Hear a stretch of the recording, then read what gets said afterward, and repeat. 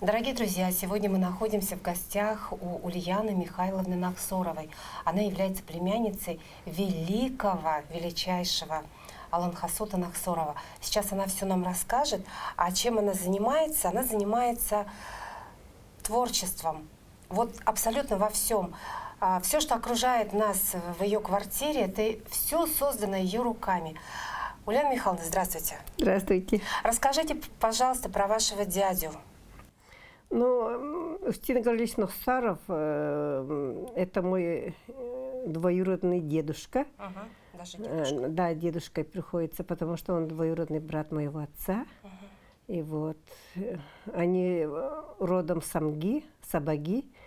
И, ну, он с малых лет любил, даже односельчане говорят, что он с малых прямо лет начал интересоваться Олонхой. Ну, вот вы его застали, да? Вы слушали его Олонхо? Нет, я его не застала. Он умер в 1951 году. Я в 1956 году родилась. И так слышала только пластинки. А ваши родители вот что-то рассказывали о нем? Конечно. И мой отец даже тоже, говорят, очень похож, этот голос, тембр, все очень похож на Устина Наксарова. Его тоже, между прочим, моего отца приглашали в этот театр, но он так не решился поехать. Ну, то есть он побоялся, что он будет вообще всегда в тени у Устина Гавриловича, да? Ну, я бы не сказала в тени, он был очень доволен своей жизнью. Он работал в ферме, потом долго кочегаром работал. И очень любящий, очень нежный отец у нас был. Я даже скажу, что у меня детство очень-очень хорошее было, счастливая, дружная семья. Отец всех целовал, даже замужние уже с детьми приезжали. Он нас будил прямо вот, целуя вот. Вставай, типа так. Никогда грубых слов ничего не слышали. С огромной нежностью. С огромной нежностью. И вот поэтому я бы даже сказала... Сегодня День дочерей. Поздравляю вас с праздником. Спасибо. Вы дочка очень хорошая, очень любящего папы. Да, ну, у нас многодетная семья была, 7 детей. И вот они... И маму он очень любил. Поэтому мы росли в любви и ласке прямо. И с малых лет он нас и по ягодам, на рыбалку мы с ним, на сенокосе все учили нас вот такой. Ну, вот у вас такая семья очень хорошая. И все, видимо, занимаются тем или иным каким-то творчеством. Все вы талантливы по-своему. Да. Вот вы похожи на своего прадедушку, но только в другой ипостаси. Вы известная же сейчас мастерица, да, в республике, и вы занимаетесь бисером. Вот сегодня для наших зрительниц, что бы вы хотели показать, ну что можно сделать такое вот простое, ну, для начинающих мастериц? Что можно вот сделать такое, что справится любая? Вот она в первый раз, в общем-то, ну, первая работа, вот какая может быть у начинающей мастерицы? Ну, еще вспоминая своих предков, родителей, у нас еще был Наксаров Поликар Васильевич, дядя. Это тоже их двоюродный. И он на долгие годы работал в школе учителем рисования и труда. И вот он очень хорошо рисовал, и он всегда меня учил. Вот я даже помню, когда он первый раз, когда нарисовал там алас, типа домики, и небо сделал разноцветным. Я думаю, как небо-то все белое да голубое, что там и красное, и даже зеленое, вот краски. Он вот этот показывал мне, как делать. А потом начала... А мир-то разноцветный, и небо как раз да. имеет вот... Ну да, но я-то маленькая была, я этого не понимала. И вот он меня так учил. И вообще у нас вот рукастые очень много. Не только пели. В вашем роду? В роду. Не только вот голос дана была Богом. И еще руки рукастые были. Мастера? Мастера, да. Ну и вы... мастерица по бисеру. Ну, я-то вообще-то по профессии потом учитель рисования тоже. Закончила Намский педучилище тогда. Но я потом работала обувной цех, ателье башмачок. Помните такое? Да. Да. Вот там долго работала. И шила, и моделировала, и все. И потом на пенсии я вот стала заниматься бисером. Сейчас я вот Ух ты, как здорово. начала Как вышивать. красиво.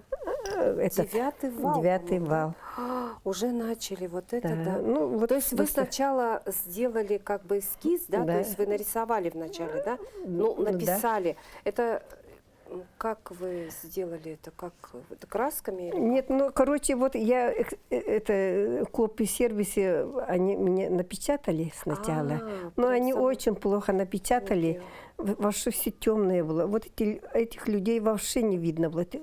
Одна вот с этого. Поэтому они очень темные получилось. Понятно. То есть ваша задача сейчас как-то приблизить вот к этим Да, ярким краскам, Да. да? Немножко как-то здесь видите? очень получилось очень, очень блекло. Конечно, это далеко от оригинала, но это копия. Ну, Причем хотя это бы чуть-чуть, фотография, но это чтобы надо похоже было, да. Да.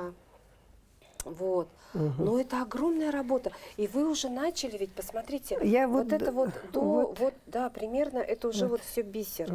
Представляете, это с ума сойти. Боже, Ну, я сколько всегда труда. начинаю, если композицию беру, какую-нибудь работу, беру всегда с главных героев, что самое главное и тяжелое. И вот сначала вот это сделала. Потом мне все вот эта волна очень тяжело давалась. Бисера, главное, свет бисера не было. Ну, и тут я И уже то есть легче вот- пойду. Но это огромная такая творческая, как сказать, работа, которая требует огромных таких подготовительных мероприятий. Да? То есть как вы выбираете, ну, вот будущую свою работу?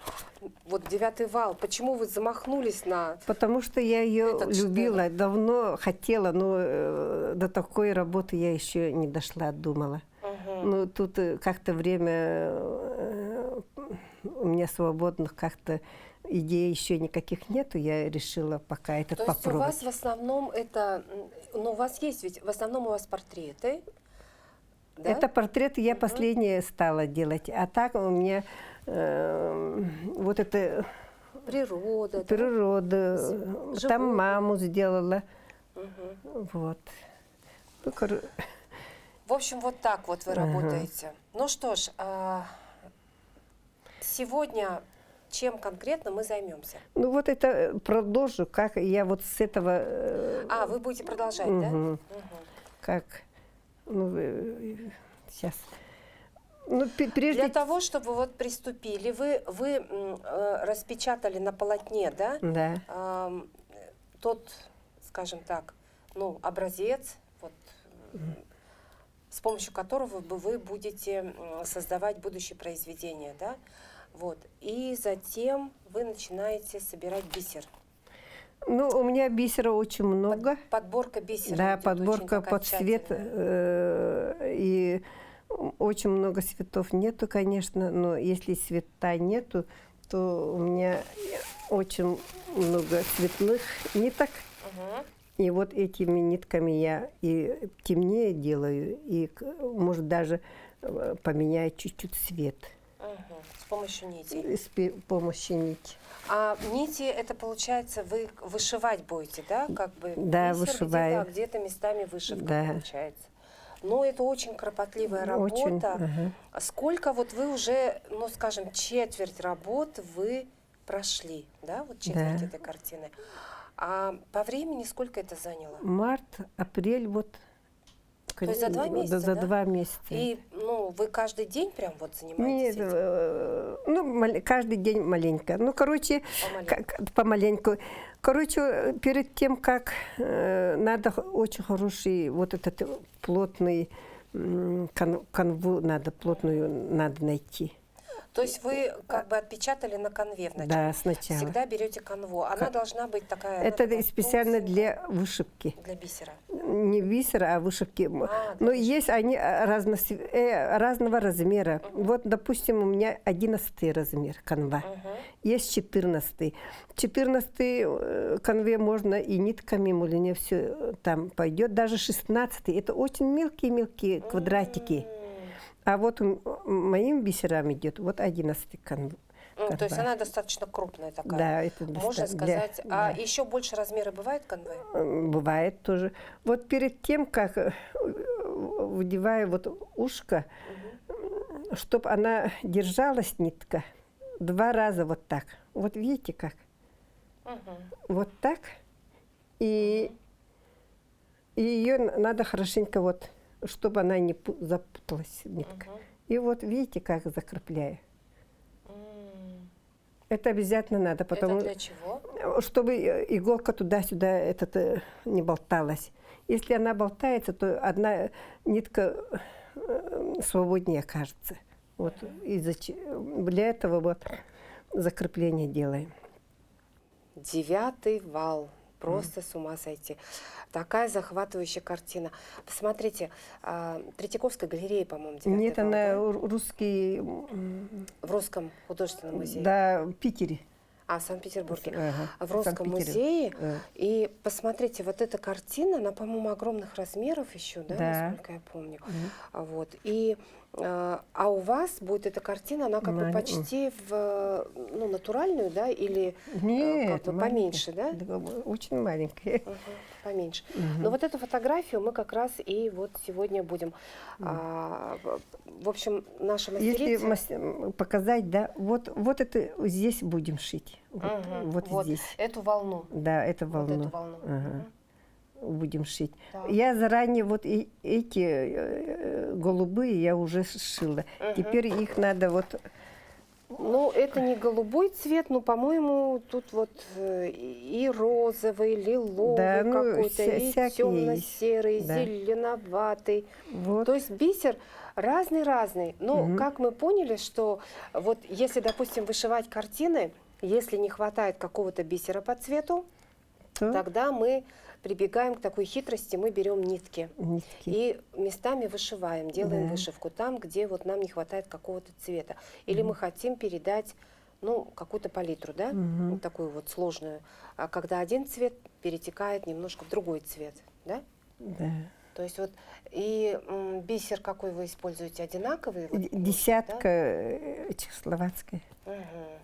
Вот Десятка. видите, уже И они все вот одинакового размера, да? одинаковые размеры. Одинакового размера Да. и разные цвета. Да. Вот вы приходите в магазин, как вы набираете просто вот подряд все любые цвета, да? Нет. Нет. А именно вы сначала прицеливаетесь, как говорится, ну, осматриваетесь, да, какие именно цвета вам нужны будут для того или иного произведения, да? Я в ваш магазин захожу и беру, что мне понравится цвет. И особенно я, вот видите, прозрачными работаю. Да, кстати. Потому что я их меняю цвета. А если керамическими вот этой бисером, она не меняется. Ну да, цвет он не дает. А тут вот за счет игры, да, он и блестит слегка. Да, очень хорошо блестят. Именно обладает вот таким вот свойством, это именно, наверное, чешский только, да? Или вот японский еще бывает? Опять этот взяла, ой. Вы не тот взяли, как иголку не ту взяли, да? То есть она потолще. Да, это я нитки обычные используете, да? Армир 45 ЛЛ. То есть нить должна быть такая. Да, но она может быть и потоньше, да, наверное, если, допустим, у вас вот ваше полотно, оно как бы поменьше размером, да? Или как? Нет, я имею в виду как оно называется, вы говорили? Канва. Да, канва. У вас же сейчас она как бы такая средней крупности, скажем так, да? Да, средней крупности. Бывает покрупнее, бывает и наоборот, помельче. Да, помельче. Вот так. Сначала вот самое тяжелое. Ну, часто смотрю, конечно, там какой свет. Ну, это хочу показывать. Мгм. То есть это будет, вот можно копию создать с помощью кисти, красок, да? А у нас наша мастерица создает вот такие копии произведений. У меня 3 помощью богатыря бисера. есть. Вознецова. Васнецова. То есть вы тоже вышили именно вот с помощью бисера, да? Да. А бисер какой использовали? Именно вот такой вот? Ну, Все вот таким только. Крупного она некрасиво же будет. мгм. Вот. Ой. Если у меня какая-то вот иду, вот видите, уже разделяется волна с этим. А когда вы работаете, о чем вы думаете? Вот это Я же музыку огромное слушаю. произведение. Радио включаю, телевизор не смотрю.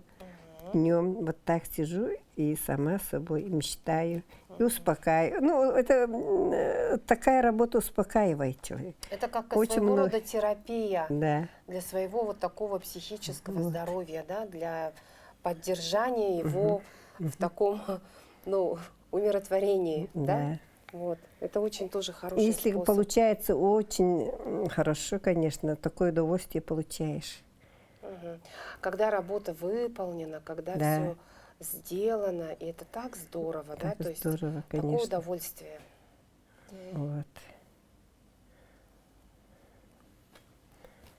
Скажите, а вообще вы бисером давно занимаетесь, да? Ну, На с пенсии, детства? когда ушла... Только на пенсии? Да, только начала заниматься. Да, потому что вы же работали, связано все с обувью, да, Да. вот башмачок. А расскажите вот об этом периоде жизни, когда вы работали вот на этом предприятии. Что изготавливали? Может быть, вы там изготавливали Кожаная что-то? обувь. Вы прям шили? Да, шили, я и моделировала. Мгм. Вот, допустим, сюда еще этот добавим. Вот видите, хороший коллектив был, очень весело. Такие, тогда сапог-то не было же. И очередь на заказы шили, очередь большая, прямо по записи работали. То есть, а к вам обращались люди, это те, кто все подряд, или же те, у кого там, ну, скажем, нестандартная нога? И да, обязательно основном, да. нестандартные к нам приходили. Да, да. Ну, вообще, надо сказать, у нас половина республики – это нестандартная ножка, да? У всех Золушки ножка, да? 35 размер. 35-й, вот, 6-й. да, приходишь в магазин, и все вот эти Золушки бедные, а такого размера и нет. 33 размер женщины бывает носят у нас, да? Да. И Ножки очень миниатюрные. И, видимо, башмачок ваш все эти проблемы как раз Да. таки и решал вот с маленькой ножкой. А наоборот, с большой ногой, например, мужчины там 40, там, я не знаю, какой 47-й, 8-й размер. тоже Бывает такой приходили. размер, нет? Да, обязательно. Да? Были такие размеры, да? И вы шили сапожки, Сапожки, туфли. босоножки. А босоножки были? Да, конечно. Мгм. А где вы сырье брали? Вот, Заказывали, ну и привозили. Тогда было очень много красивые кожи разные продавались. Мгм. То есть, вы ну это было сырье наше, но это же советское время, да? Да. Мы же все время под санкциями жили в советские Да. времена. То есть мы кожу использовали опять-таки свою, да? Да, российскую, российскую, да, да. российскую. СССР, вот Да. так вот созданную. Вот примерно так шьем, и чтобы она совпала. Это когда вот работаешь, ну, копии делаешь великих художников, это тяжелее, чем вот авторские работы. Потому что тут Но должна вы быть уже копия. создаете практически свое произведение. Да, вот вам И- кажется, что волна должна быть именно вот такой. Не, Или ну, как? Нет, желательно, ну, вы чтобы она... придерживаетесь, Да, конечно, придерживаюсь. да. А если я портрет, допустим, делаю, например, вот, и тут у меня как фантазия работает. Желательно там. Нет, но ведь с другой стороны, вы же создали портреты наших отцов, нашей государственности, да?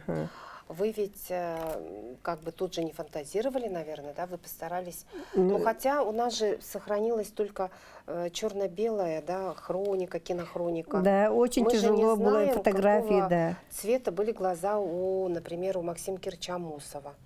Мне Да. кажется, они у него светлые были глаза. Перед тем, как... Потому что цветных-то фотографий тем нет. более портрет делаешь же, обязательно надо изучать характер человека, даже что одевал, какие вот это работы он делал, чем занимался, семью. Это все я изучаю перед тем, как этот. Тогда только я могу портрет сделать.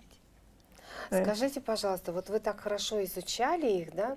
А вот вы можете сказать, сейчас ведь даже вот трудно поверить, что республику, государственность нашу создавали, ну, в общем-то, совершенно Совсем молодые люди. Да. Да. В 22 году Максиму Кировичу Амосову было 24 года всего. Да, 24-25 Да. лет. Это просто вот, ну, в голове не укладывается, когда такие люди вот были руководителями нашей республики. Да, а И Барахову они были такие 25. смелые.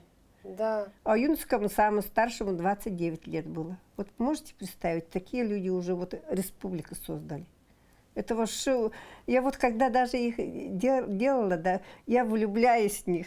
Прямо вот такие, такие хорошенькие, маленькие, шлякие, такие молодцы. молодые. Да, и они такие дерзкие, да? Вот такие сейчас, да. прям творческие Хочу показать, люди. когда закончится нитка, надо ее хорошенько закреплять. Вот несколько раз вот так. И узелочек. Узелочек вот сделала, и еще туда, потому что они распускаются после, несколько раз вот так. После этого только.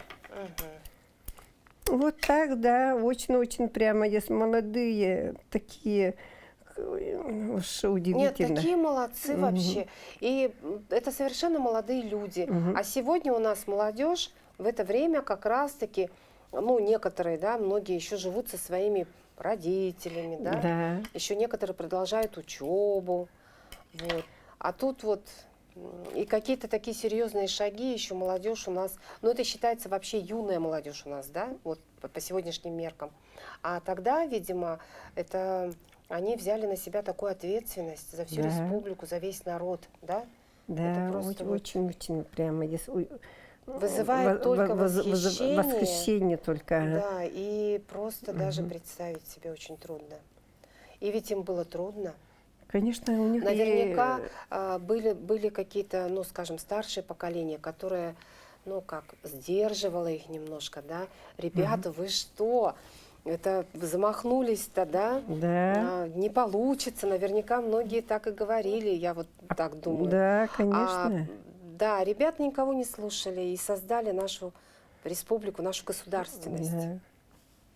Просто невероятно. Кстати, 27-го Устина Махсарова нынче 115 лет.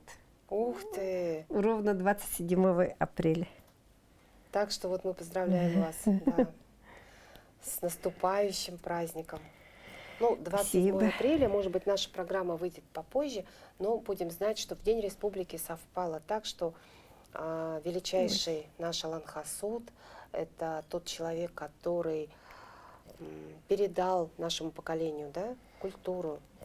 И он тоже партийный работник был. Он даже во время СССР, вот Пепеляевский, вот там он участвовал. То есть при он еще тогда повстанческом движении. Ведь это же все происходило в Амге. Да. То есть очень много ведь и музеи там создаются, да, насколько я помню. Писатель Юзефович, он же очень много денег как бы пожертвовал для того, чтобы законсервировать, заморозить те места, где происходили вот эти сражения кровопролитнейшие во времена, ну, гражданской войны, это получается была же ведь так? Ну вот смотрю я, вы розовый, да, сиреневый цвет взяли. Это мы это вот так шью, а потом издалека она уже будет совсем по-другому. Совсем по-другому. И это действительно будет создаваться, вот все цвета передают этого бушующего прекрасного моря. Да. И вот цвета разные. Вот одинаковые вроде, да? А это чуть-чуть потемнее на полутон. А это светлее. Я специально... Вот, нет, не этот. Вот. Вот так. Видите, какой свет идет? Дорогие друзья, ну вот смотрите, можно вашу картину еще раз? Я хочу просто восхититься вот таким вот увлечением нашей героини. Ульяна Михайловна, так как я беру, то правильно? Правильно берете. Правильно, это внизу. Наша героиня Ульяна Михайловна вот создает вот такие вот произведения. Это вот, ну как вы, узнаваемые произведения. Все мы его знаем еще со школьной скамьи. Многие видели это воочию, да, Видите, в Русском музее в Санкт-Петербурге. И оригинал. И Айвазовский «Девятый вал» появится у нас в республике с помощью мастера Ульяны Михайловны Ахсоровой. Вот, Ульяна Михайловна, большое огромное спасибо вам за то, что вы нас пригласили к себе и показали, и поделились своим творчеством. А вдруг кто-то из наших начинающих мастериц тоже увлечется вашим, ну вот, хобби, да? Это даже не хобби, это уже, наверное, ваша профессия. Вы художник ведь по образованию, и вы продолжаете, и вы свое художественное вот это вот творчество повернули именно в сторону вот бисера. Потому что бисероплетение и вообще бисер, увлечение, это занятие многих-многих женщин нашей Якутии. Да. Дорогие друзья, вдохновляйтесь, пробуйте.